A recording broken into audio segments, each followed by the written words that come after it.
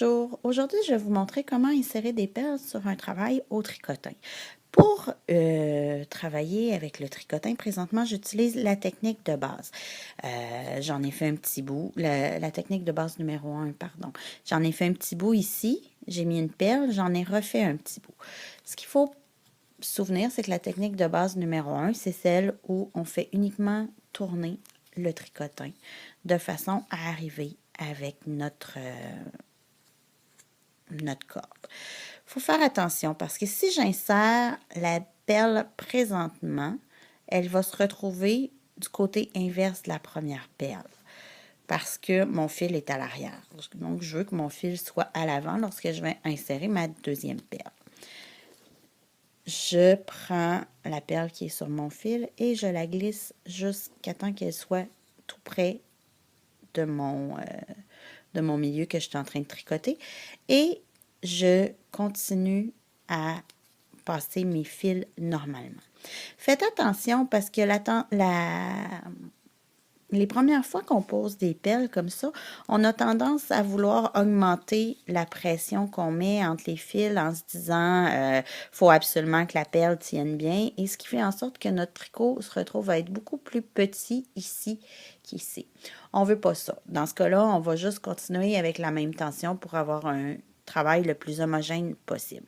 Ce que je veux vous montrer ici, c'est que souvent aussi, on a tendance à vouloir passer en dessous de la perle parce que naturellement, la perle va se placer plus, remonte plus vers le milieu. Il ne faut pas faire ça non plus. Donc, il faut toujours s'assurer que notre fil passe au-dessus de la perle lorsqu'on tricote entre les perles. Pour avoir toujours la même distance entre les perles, ce que je vous conseille, c'est de compter le nombre de points, dans le fond, de mailles que vous faites entre chacune des perles, de façon à toujours faire le même nombre. Chose que je n'ai pas faite ici, donc j'ai aucune idée quand je suis rendue à mettre ma prochaine perle, mais ce qui n'est pas très grave puisque c'est seulement un démo. Mais si on voudrait travailler à la perfection, on compterait le nombre de points qu'on fait entre chacune des perles avant de venir et de reglisser une nouvelle perle comme ça ici. Et on continue. C'est pas plus compliqué que ça, ajouter des perles avec le point de base. Vous pouvez travailler avec différents types de fils. Présentement, j'utilise la laine parce que c'est beaucoup plus facile à voir à la caméra. Sauf que vous pourriez décider d'avoir une patience infinie et travailler avec du fil à broder. Le fil à broder va faire un ouvrage qui va être très, très fin, très mince. Quand j'utilise le fil à broder, j'ai tendance à le doubler et à faire la technique de base numéro 1 ou numéro 2 avec deux fils à la fois pour avoir un ou deux couleurs.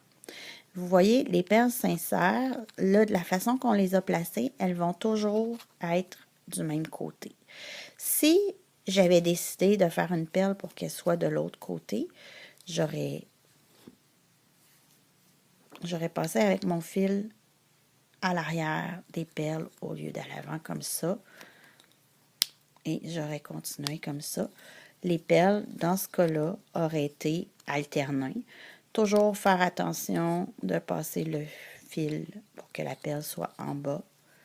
Et on continue à tricoter. Parfois, lorsqu'on tricote de cette façon-là, c'est plus facile à les serrer en faisant un petit croche au milieu, mais de grâce, revenez ici pour continuer à tourner au lieu de commencer à faire des 8 parce que de cette façon-là, vous allez mêler deux techniques de base et vous allez avoir un fil qui ne sera pas homogène. Des bouts, il va être plus rond, des bouts, il va être plus carré et ça n'aura pas un travail constant. Voilà. Donc, on peut voir ici, je vais faire 2-3 autres points, ça va aider.